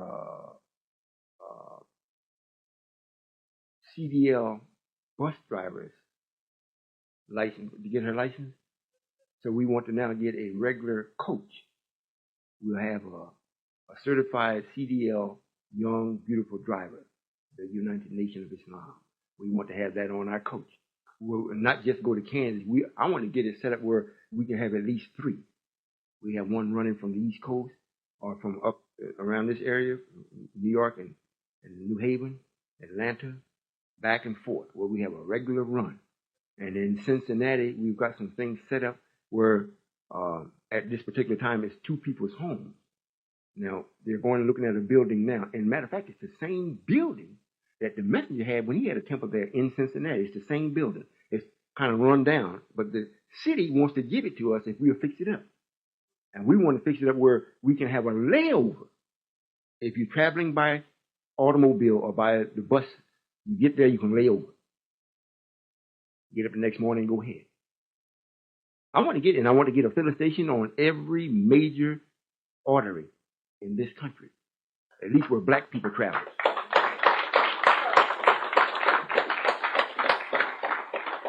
However, we can't do that, though, if you don't move. You know, one of the things that the scientists told me, say, when the white people ask you for the money, give it to them. I thought when they was telling me, I don't know where I'm going to get it. I ain't got it. How am I going to give it to them? However, the instructions were, give it to them. What it really means is, what you want, they're going to put a price on it. Don't squabble. If you want it, give it to them. What you're giving is number of paper. Then you got the real raw material. If I'm going up and down, I made a statement out in Kansas. I said, when I come to Kansas, I want to pull up to my filling station and put my gas in my car. It's true. Is it ain't true? It's true. I was the first one. I'm going to pull up and load my car up. Now, with all this traveling that we do, I could take the plane. However, when I do that, it's like you're taking a partner with you.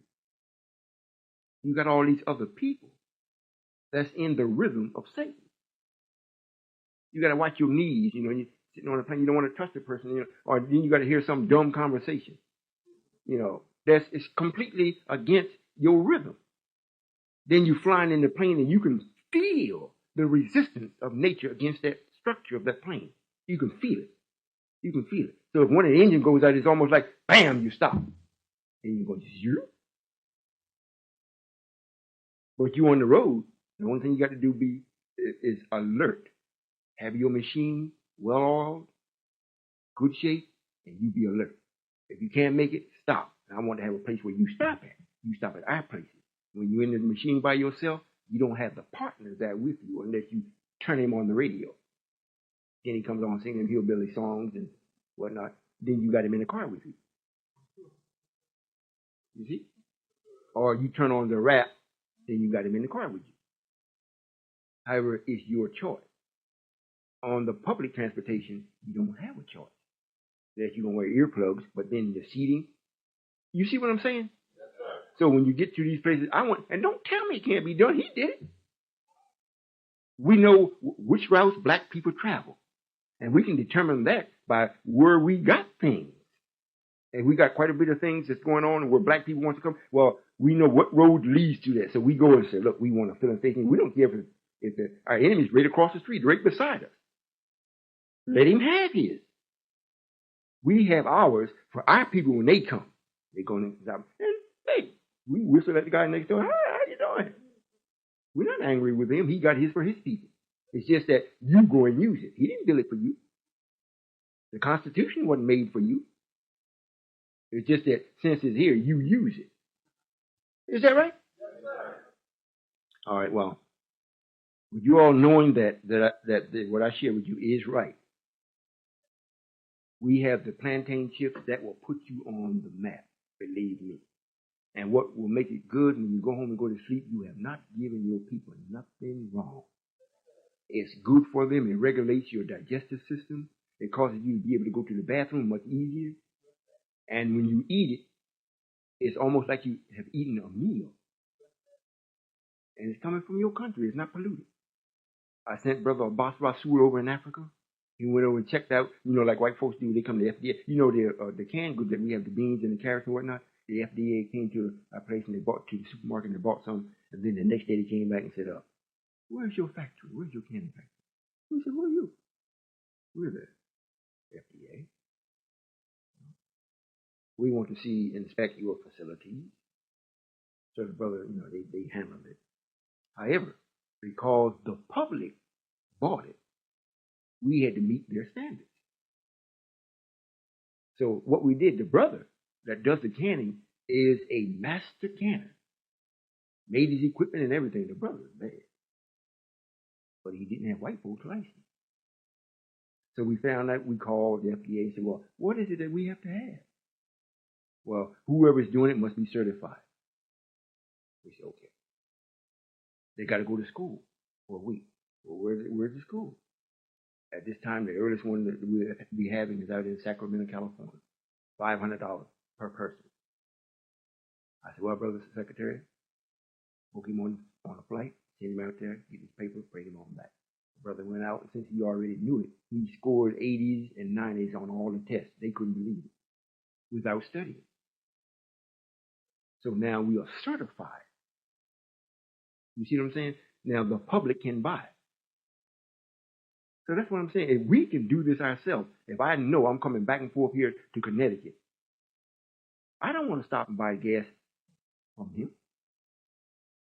I want to see our station. Now, if he wants to come in and buy gas from us, I say, hey, fine. It's not going to be prejudice. I just want a place where I can go. I want a choice. If I want to go to his station, yeah, well, fine. I'll go to his. But at least let me have mine, so I will have a choice. However, if you're not going to get up and do something, you will never realize that. I've realized mine because I see it will work. Now I got to have people to work it. Now we go to colleges, what am I going to say?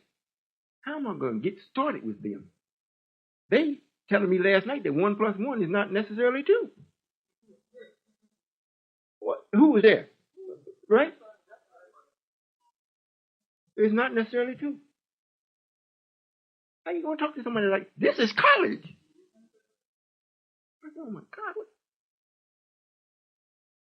You see? The enemy has done this to make sure I can go.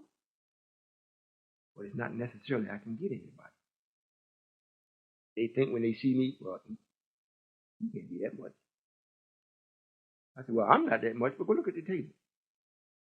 Since he ain't that much, he don't need to look at the table. So they walk right by, they bless. So if anyone has any questions they'd like to ask of me, I'd be more than happy to answer. Yes, sir. We have a mic so everybody can hear it if you like. It's right beside the pole.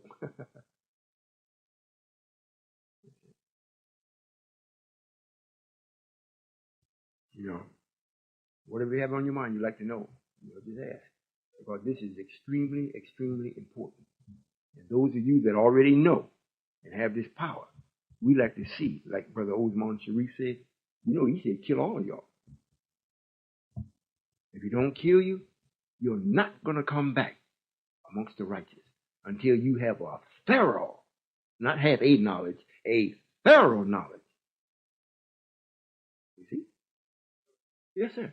Yeah. I just want to know when is your next appearance, when and where? Well, at this particular I time. missed last night. Oh, yes. I missed that one. Yeah. I would just like to catch another one. Well, you mean here on the East Coast? Yeah.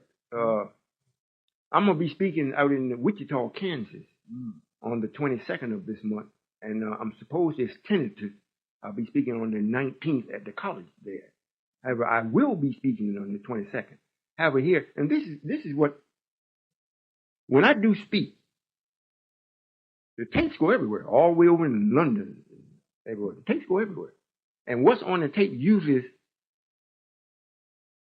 is such an impact. If they come back to back, they haven't listened to the last one, and here they got another one coming in. It's like they're getting backlogged with tapes. So I make it where I speak once in a while, so they can eat this food and then it's digest. However, what I will do, if I'm invited to your home or to a place where you have 3 or more or 5 or more that is really interested, I'll go where you are. Mm-hmm. It don't have to be just. Thank you. Yes, sir. Good. Yes, sir. Is there any other? Yes, sir. We're looking for.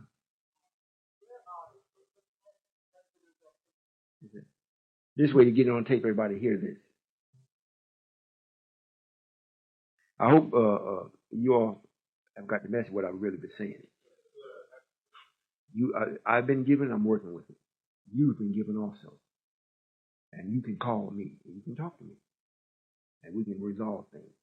Yes, sir. Assalamu alaikum, sir. Walaikum salam. Sir, where are the 23 scientists at? And in the Quran, to the we, or written about the we, and who are the we in the Quran? Well, that we are people that have power, and that is the 24 scientists, and they are wherever they want to be.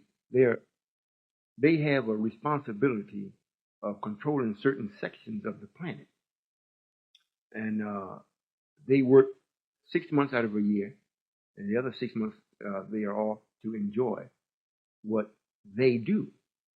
So it's not where they're in New York and they have a penthouse there, and that's where they operate from, or they're in the holy city of Mecca and they're all together.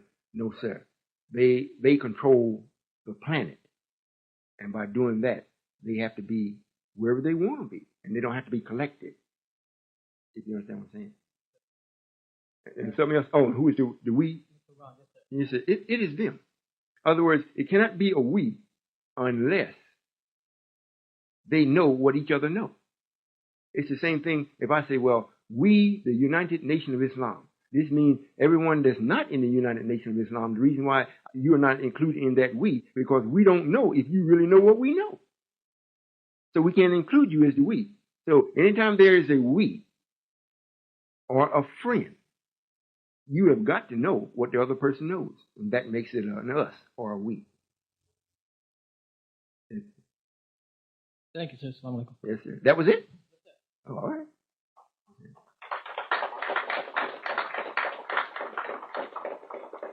Well, spring is coming in, and it's our time of the year, for real. It does something automatically to our nature. This is a very small place. Everything starts off small. However, it starts. You get this take prophecy, and I spoke on prophecy, and not so much about prophecy and what was prophesied. I spoke about the reason for prophecy, why it even had to be. That's more important, to know why. If you know how to do a thing, that's all right. But if you know why, that's better. The why gives you power. The how gives you boundaries. In other words, if I know how to make this mic, that might be the only thing I know how to make. But if I know why it is to be made, then I can do many different things on that principle. So it gives me more power. If I know the why, I can control the maker of this. Because I know why. So I know why you're here in New Haven. I want to see it a new heaven. And we have, this is just, like the merchant said, it's a wide open field. Don't let Goliath frighten you. He's a big old windbag. I'm telling you, we go speak to them every day. It's not going to be long. I'm going to be going. They're going to be sending for me to speak to Clinton if he's still in office.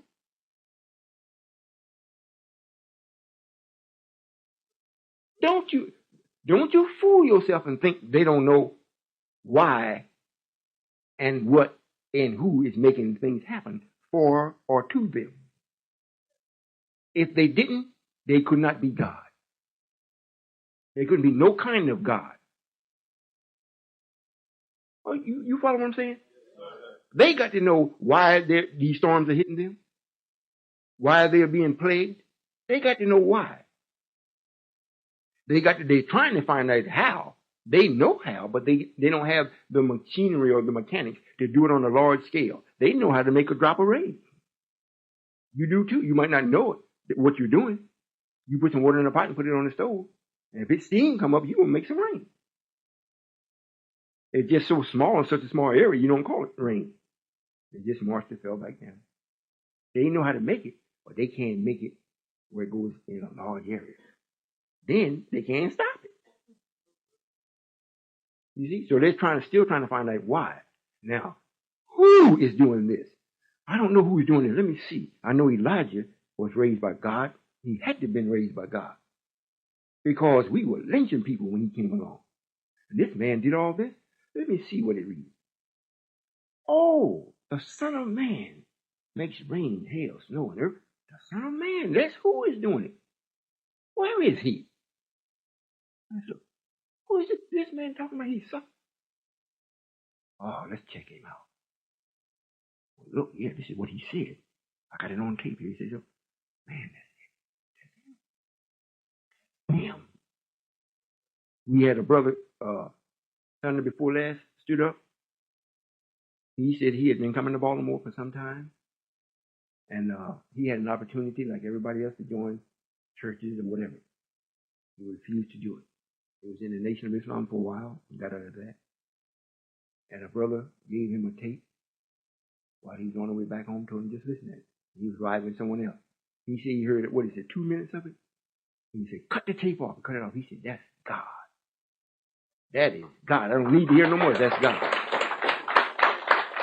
If he could do that, if he could do it, what makes you think white folks can't? The ones that, they got regular think tanks looking for God to try to find some kind of way that they can avert what God is bringing on them. Some kind of way that they can save themselves. That's why they got the land they call down under. They got a real big city down under. Well, if there's no more questions, I want to make sure that I got this across. You have been given an opportunity. If you don't take advantage of it, it's the same principle. If you can lead a horse to the water, you can't make him drink. However, that don't mean that he's going to live forever without water. So if you don't accept this, and when you finally do, and the horse finally do feel, well, I'm thirsty, let me go get some, and his brothers has done drank it up. So now he got to stumble around. If he don't find it, he's a goner. Don't come here and be looking at the backs of white people. It's in the lessons, and they read it. You know it's going to be approximately 3 million of us. It's right here. God said this. 3 million. He can't refuse us. If he says, well, no, you can't be, show that to him. I mean, what does this mean right here? And don't tell me he ain't got nerve enough to do it. They could be crazy. They will do it. If they feel like they're going to get something from them, they be right in your face. What does this mean right here? Now, you can't keep me out. This is in your own thing. But at the same time, our brothers on the corner, they're so wise. Splitting atoms. And you say, look, man, this is it. I don't want to hear that. Get something going, brother. If you don't, I can't make this a heaven. It'll just be a haven. For what? This country is called a haven, too. Every mean-spirited, foul, they want to call it a melting pot. What are you melting, Mr. Satan? What are you melting? It sure is not butter. You want to bring everything in together and make it serve you. Because everything you are melting, since you are the one that's doing the melting and you are the one that's controlling the pot, you are putting in and making it come out the way you want it to be. So it's going to come out with a stench to it. And that absolutely is and has happened. So if you need to go to the colleges and let them know, go. If they won't come to you, or if they won't allow you to go to them, get them to you. If you got $2 over what you need, a car fare, put it on the table. If you can show anything wrong with what I'm discussing with you, that you can take that home with you. That's not bribing them. That's using all your tools. I think the messenger did that too when he first started. He used to give everybody $2 if you just come to the temple. Then he asked for offering. They couldn't say they didn't have nothing.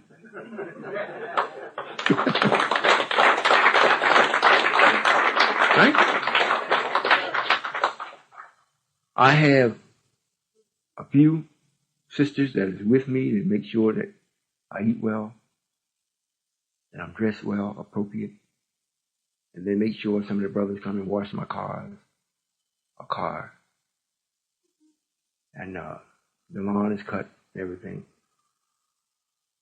If the sisters can do it, just like Artania, she just was determined she wanted to drive the bus. And I took her out and tested her on it. She drives pretty good. Some things she got to learn. However, the wheel was there.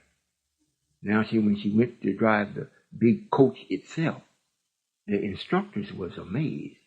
They said he was missing things. You know, because you got to pre-trip it and everything before you crank the bus up to go in when you go down to take the test. So in the school, they teach you everything that you're going to be confronted with at the testing place. She was telling him, well, you missed something. He said, I sure did. He said, you got it. What you doing here? I don't have no bus to take the test with. So, well, we'll see if you can drive. When they let her get behind the wheel, they was amazed again. She did very well. A female. 20 years old. Want to drive for the United Nation of Islam, which is you. I want you to go over this 2,000 by 3,000 and see what's here. If you ever go across Colorado, going towards Los Angeles or Barstow or what's that gambling place out there, Nevada, Las Vegas, you get to see some landscape that you know no man, as we know man, shaped it. It's like looking at it in the stars. We know good and well white folks didn't do that. But we never stop to think, who did? And why is there so much order? You don't see no bumping in. You don't see no big explosions. Everything's in order and everything's moving. How did it get to be that way? When you ride across this land and see it, and you come back and see these cities, if you've seen one city, you've seen them all. They got the same street, the same high rise, the same taxi cab, the same bar, the same church, and the same dead Negro. When you go and ride across and see the land, and you look at all that land, you get out in Kansas, Wyoming, no black people, white people, they supposed to own all that land. You see one man out there with a tractor, look like as big as this building. He's pulling it look like he's pulling the earth behind him. One man feeding this great big city that you going to the store and getting all your food from. There's one white man. And I look at that and say, man. And you can see so far like the earth starts to curve over and you look over and you get way up on top of the mountains and you really can see the earth. Like this is floating in space and it belongs to you, black man. Belongs to you. You don't have no knowledge how to do nothing with it. But the white man is doing something with it every day. And the places that he can't, he just let it sit there. And it's almost like the Sphinx or the pyramids. You got a landscape out there that you know he can't do nothing with it. Then you wonder, how did he make a road through this? You go over some ravines and some cliffs or some valleys, it's so deep. Well, he got a road going across it. But we'd rather stand on the corner and philosophize, how wise we are. Think about it. Well, we got things here. If this is your first time, come back, stay in touch with us. We have an 800 number. We have the literature there. We have things that we're doing. That's just a few things that we're doing. What we're really doing, we're really building a righteous kingdom or nation. We're doing that. And we invite all, even the Caucasian. It's already prophesied that even the stranger helped me. He helped Solomon. Because he seen it was futile, not. He wasn't going to win. I'm a man of peace. This means I got to have power. I'm a man of peace in the midst of war. That's like saying I'm a drop of water in a furnace. You might drop it in there, but it's going to leave quick. So I'm this drop of water, and it's not enough heat to make me evaporate. I'm going to put out the fire. You think about it. So you're welcome to be a part of this. It belongs to you. It's only offered to others, but it belongs to you. You got that? Yes, sir. It belongs to you. What I've given you belongs to you. You have a right to take it. It's just that you have to know how to do it. It's offered to others, but it belongs to you. Let's take advantage of it. Yes, sir. I'll be seeing you soon. Assalamu alaikum.